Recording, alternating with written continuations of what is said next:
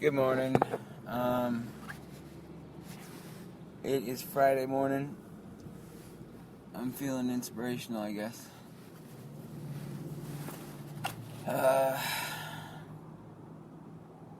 Let's see. Woke up, watched some YouTube videos about scientifically losing weight and the idea of starving and what your body does and what happens to your body when you don't eat, and the processes of what breaks down and how it breaks down. I didn't absorb any of the information, but I remember watching it. I know that part.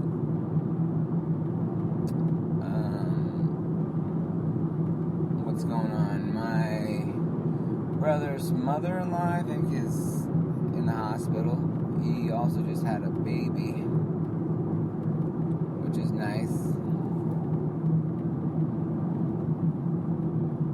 It makes me wonder if I'm ever going to have any kids. You know, the answer to that is everyone always says, I don't want to give up my life. I like my life. But I'm guessing you don't know what it's like until you've had them. I mean, no one wants to be burdened down by a living, eating, pooping bowling ball, you know, but it becomes more than that, I'm guessing. I'm assuming that it's obviously emotionally awesome to connect with somebody else and make something that will be something else other than a bill or a work responsibility. It's going to be something that grows up and lives past you, hopefully, and even if it doesn't or whatever, it's important. It's more important than your bills, your taxes, even your own health. I'm guessing if you're a parent, it feels like everything doesn't matter if your kid's healthy, you know, everything else just fades away. Teaching the kid lessons and all that stuff, I don't know. It's hard enough to learn my own lessons. I think it's funny when people have kids, I wonder if they're ready. Like, there's no ready, but if they just jump into it because they have to, assuming they know their morals and beliefs right away. They don't just think about it. They just go, all right, this is my kid. I gotta think about. I don't have to think about it. You know, I'm just what I feel, and they just fire from the hip, and they don't realize that they didn't really take any time to assess their own belief system. You know, I just imagine a job that you have to do. You know, you just get hired onto a job, and all of a sudden your loyalties apply to that job. You know, you don't like that job, but you're doing it, so your natural response to the job is to make sure you do it right, even if your belief systems are completely opposite. So with a kid, I wonder, do we just jump in and do what we think is right based on what we've learned in our lives, even if that stuff we've learned is bullshit? You know? And if we think it's bullshit, do we go opposite? Like, if we think things we've found out, you know, that we believe in is crap, do we, instead of researching, alright, so that belief system is bullshit, maybe I should figure out what's real. Instead of doing that, we just go, well, if that's wrong, the opposite must be right. I don't know. It's a whole lot to think about.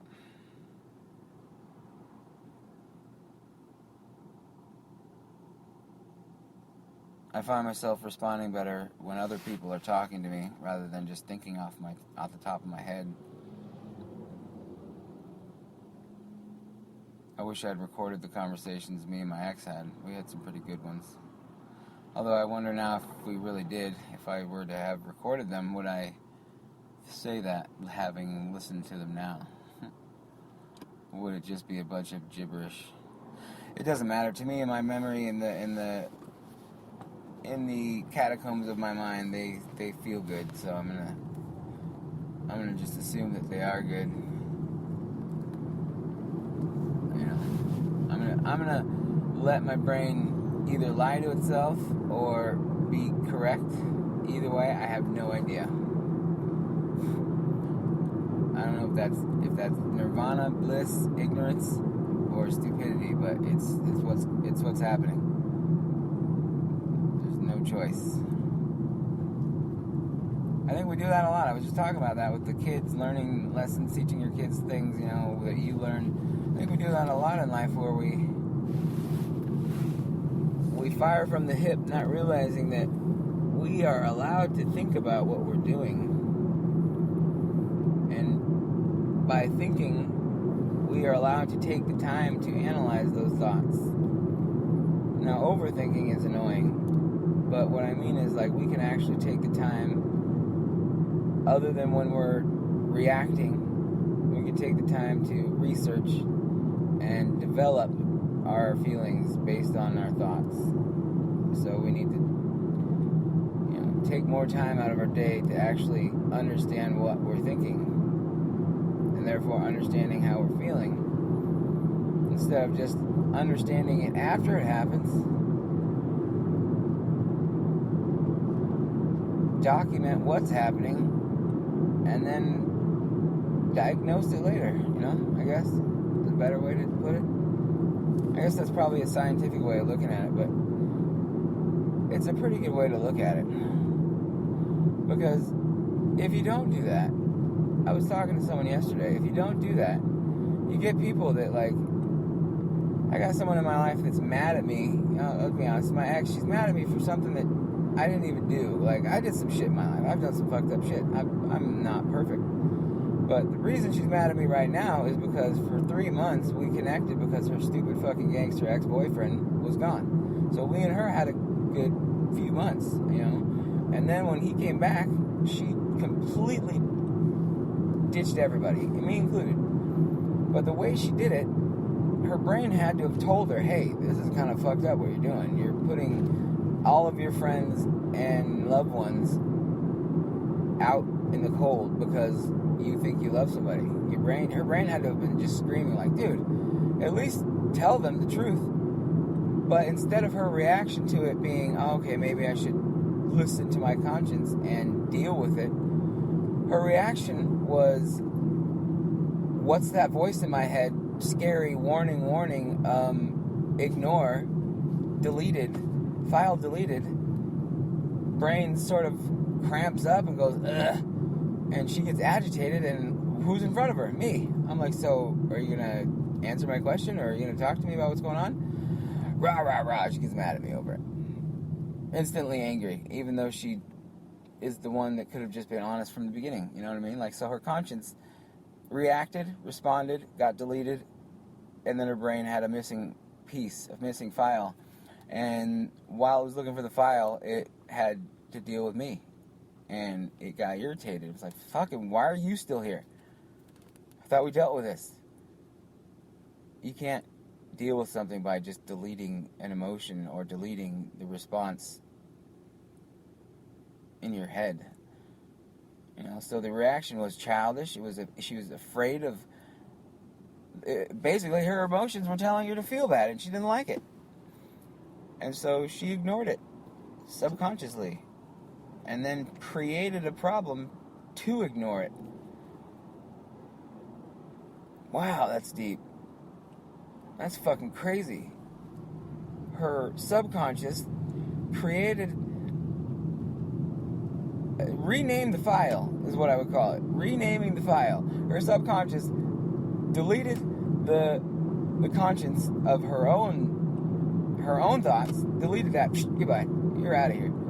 Fuck you. Without her knowledge, apparently. I mean, it's up underneath. There's little worker brain gnomes, just freaking out, figuring out where to put things. That conscience file got like zip tied and fucking put in lime, whatever, melted down like melted acid, never to be seen again, chopped up in pieces and melted down. That file's gone. You'll never see that again.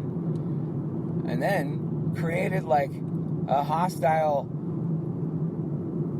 created a defense system to deal with me, to deal with everyone, all of us. Every one of her friends are like, I think you might be losing your shit, Jessica. I think you might just, relax. We're all here. We all care about you. No. DEFCON 1 Fire when ready. Hit the red button. Nuclear fucking strike. When really, you know, we all were just trying to get a response that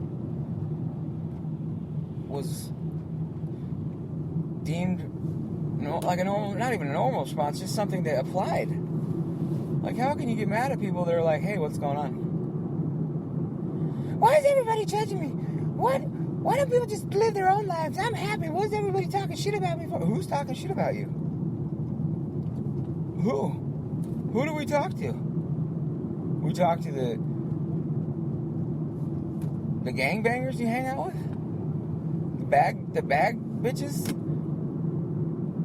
The fucking I got a cheeseburger fucking addicts scratching themselves that hang out? What? Who do we talk to? Who do we talk to that talks in your circles? Are you talking about the entity of Facebook? Is Facebook talking about you? Is that what you're talking about? Like, people are hilarious. They think Facebook is actually a person. It is its own consciousness, but it's fucking short term, and it's got the memory of Facebook is ridiculous. It's worse than any ADD child that ever existed. Its attention span is nanoseconds. So anybody who doesn't understand that about Facebook is unbelievably stupid.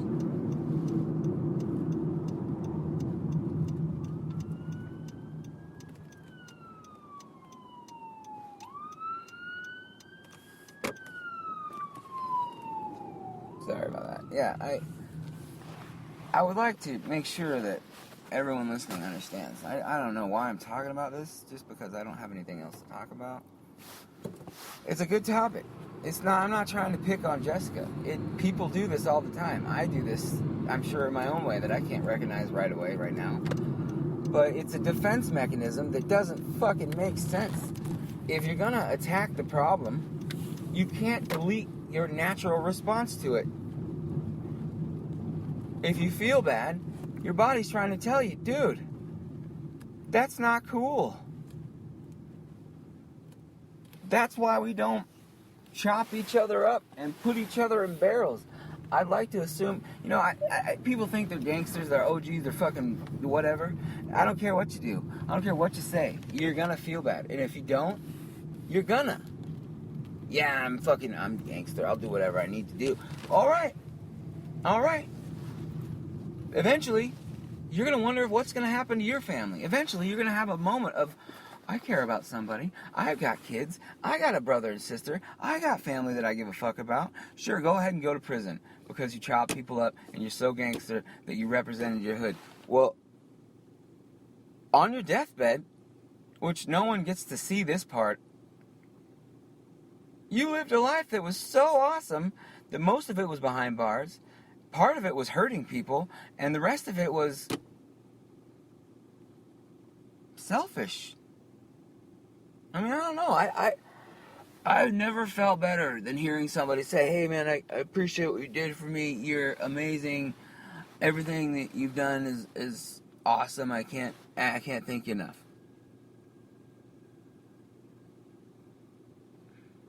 It's a great feeling. It really is. Sex is great. Sex feels awesome. Eating is wonderful. But both of those last moments compared to like the idea of helping and being loved by other people because you love them. I mean, the only reason to help somebody is to love them. Even strangers. I mean, I don't love strangers, but I love to be helpful, and I love the reaction. I love to spread the word. Hey, it's okay to do things for other people. There's no drug quite like it. I gotta go.